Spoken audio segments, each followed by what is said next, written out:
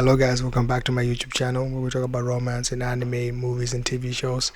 Today I'm going to talk about A Family Affair, right, with Chris and Brooke. This movie was very interesting.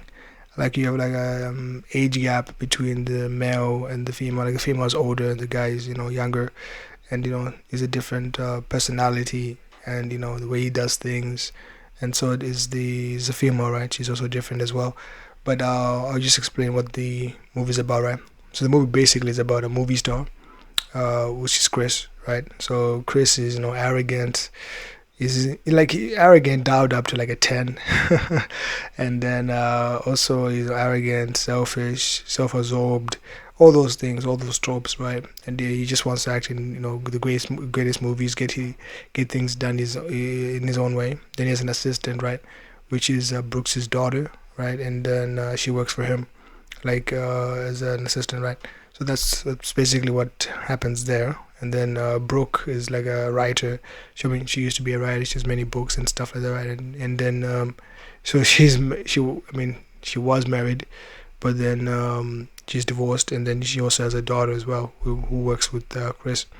So basically, so Chris and Brooke's daughter always, arguing. But Brooke's daughter is like, you should do this way, was, I know what I'm doing, because he doesn't listen to her.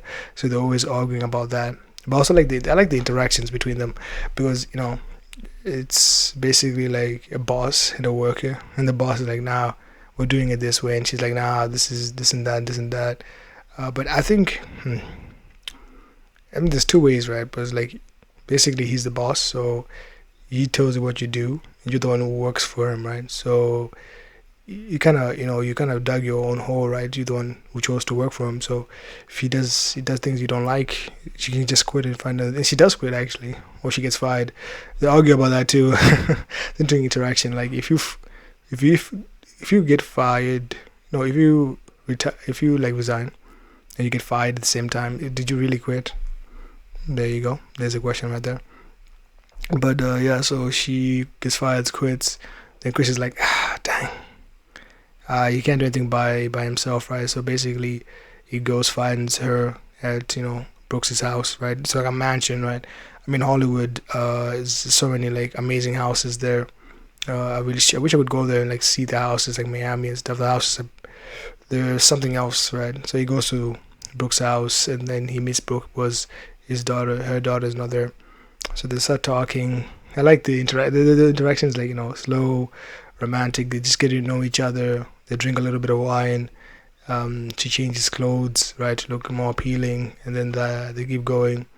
They sleep together, and then Brooke walks in on them sleeping together. So that was imagine like your parents gets divorced, and then you walk in on them having sex with somebody else. Like, don't try to picture it, but that's basically what happens. Then she catches him. She hits her head, and then she has to go to the doctor.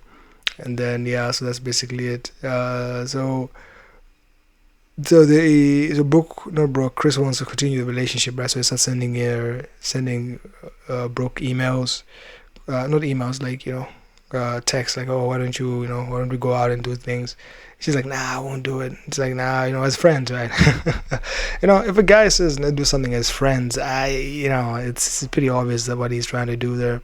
I also think that Brooke knew that, it's not really friends, really. So they went on a date type thing. Great date, by the way. I mean, in Hollywood, they make like dates sound like this. You go to like Disney World, the whole park theme song, the whole park is for you, lights everywhere, fireworks. But, normal dates are not like that, right? Coffee shop, you go for a little bit, for a walk a little bit. So that's what happens. They go on a great date, they're fun. Then it keeps like escalating, right? It keeps going on and on. Now they're in a relationship, and then Brooke's daughter doesn't know about it. Then she finds out about it. She's really pissed about it, and she finds a way to break them up. By telling that Chris is a bad guy, he does this and that. They break up, but then she realizes that her being happy should not come at the expense of her mom being unhappy, right? So she finds a way to get them back together, like a supermarket, right? And that was it. I like that. Then a supermarket, buying fruits and vegetables, and then they They get together, they kiss, they make up, and everything goes well. But you know what really grinds my gears a little bit? That really gets me going.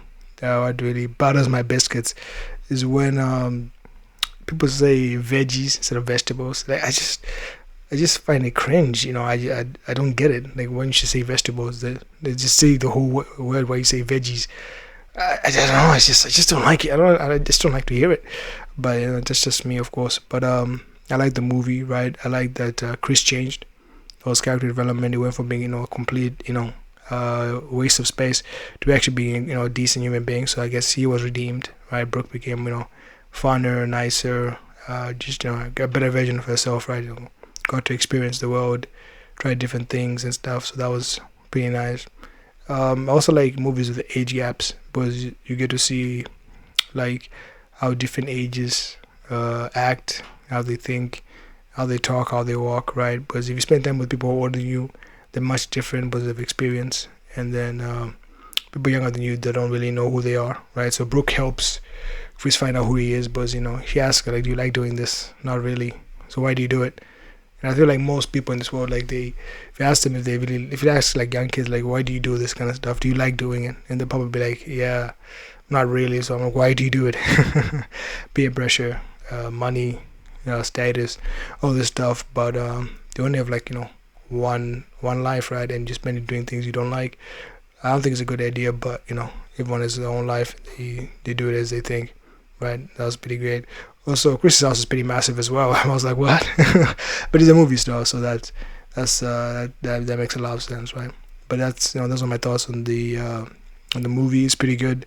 I think it's decent, right? I give it like a 6 out of 10. I always like watching different romance movies, right? Age gaps, different races, different just different ways, different cultures, right? Like The Big Sick. If someone from India, someone from America, you see like the differences, and I think that's pretty good. Yeah, but that's my thoughts on the movie. You guys tell me what you guys think, and we'll take it from there.